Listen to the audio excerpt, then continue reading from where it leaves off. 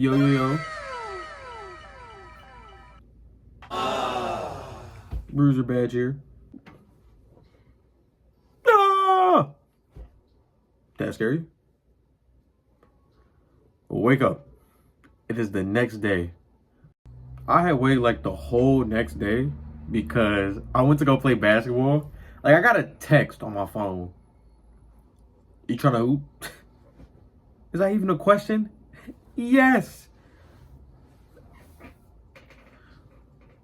But on a serious note, this whole video is about, like, recently I watched the Timberwolves game, right? And, Rudy Gobert, whether you love him or you're a dick rider. No other in between. You're either you love him or you're a dick rider, right? It really showed me, like, true basketball fans and their, like, mentality on defense nowadays. It's always this player don't have defense. Like, for instance, Trae Young. We always get on Trae Young ass about not playing consistent enough defense. But when it comes to players like Luka or Jokic, well, I mean, I can't really say Jokic because as a center, you're going to have more defense than usual than others. And then, it's more advisable, right? But when it comes to players like those, we give them a escape because they drop fucking like crazy numbers, right? Fucking stat sheet stuffers, but they don't have hustle, right? They don't be having hustle. They don't be running back on defense. I'm specifically talking about Luka, because that's one of my boys. He loved the Mavericks, but I fucking hate watching Luka. He don't run back on defense. He doesn't show any hustle, and all he does is not all he does. It would be kind of diminishing of his overall legacy to say that, but he is very known to complain about certain shit. And you know what? Let me give him some props because he, when he does show up, he shows up. But we can't keep playing this fucking wishy-washy game about who we want to give credit to and who we don't want to give credit to, right? It shows me, and the reason why we even bringing up like non-hustling to like defense, it shows me something that is going on within like the NBA fans, which is offensive bias. Like, it feels like being a basketball fan, you will see some of the dumbest takes ever, and you know what? Maybe like a year, the next maybe 2 days, this might end up being a bad take. But I really do feel like defense between NBA fans, if it doesn't show up on steals, if it doesn't show up on blocks, my nigga, you're not getting credited for shit. If it does not show up in a stat sheet, it to NBA fans, it doesn't matter, right? If that shit don't say 20, 30, because you're not going to get 30 steals, you're not going to get 20 blocks, right?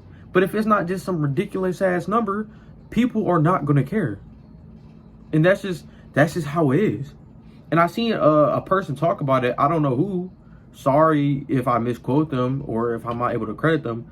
But it is easier to build a team around Trae Young than it is to build a team around Jonathan Isaac, right? Pure offense, pure defense. Pure offense could take you to a conference finals. Pure defense probably can't, right? This ain't talking bad boy Pistons no more. And even then, they still had offense, that being the stretch five that Rip Hamilton was, and other players like that. Chauncey Billups, right? They were still carrying offense, so it wasn't just pure defense. But obviously Big Ben, being one of my favorite centers of all time, clearly was the front runner of the defense on that team, right? You couldn't get past that guy. But Rudy Gobert is a big thing of like his defense. Like, he's not 24 no more. His defense doesn't show up in like fucking 7 blocks, 9 blocks. it mainly shows up in, like, I would say just overall, when he's in the paint, you're not going to run to the paint, right? It is slowing down or stopping certain types of shot selections. And overall, like when you drive to the paint, if you watch Rudy Gobert, a lot of people will drive to the paint on him, right? And then kick the ball out, right? Because that's his fucking body. You know who Rudy Gobert is. Whether you hate him or you're a dick rider. You know who he is at the end of the day. It would be lying to say that he's a fucking random. You're not going to drive on a 4-time DPOY, whether you love it or not, whether you don't think he deserves the 4th one, whether you don't think he even deserves the 3rd one. He still deserves 2 of the most. And that's a lot more than you can say about a lot of other people. So, you're still not going to drive on him. I know this video kind of came off like more Rudy Gobert and Luka based. But that's just what it is making me really upset to see someone as amazing as Rudy Gobert constantly get shit on. Constantly. But then other players, there's an excuse for them. There's an excuse. And that just doesn't sit right with me. You cannot try to... People go the extra step of trying to hold Rudy Gobert. It's different to not like him. It's another thing to say that he doesn't deserve the last DPOY, the 2nd DPOY, or even 3 of the most. People aren't like saying that he doesn't deserve at least 1, but to take away 3 of them, it's crazy to me. And for people to just say that he's not just in general, people like Shaq, to say he is the worst. And I seen a post on Shaq's Instagram talking about some Rudy Gobert, if he was 5'8", and it was that nigga's cashier. Shaq, you would do the same shit. 90, I would say even 100% of all history of centers, if they were 5'8", they wouldn't have a job. It doesn't matter. It's almost like you build the game around your height. I never thought about that. You know what I mean? So, I got a dumbass notification talking about the Timberwolves game starts at like 3 or 2. I can't wait to see us lose. But, just, I think people need to start looking at defense more than just blocks and steals. And I think just NBA fans as a whole, we just need like a different perspective on defense. Because offensive biases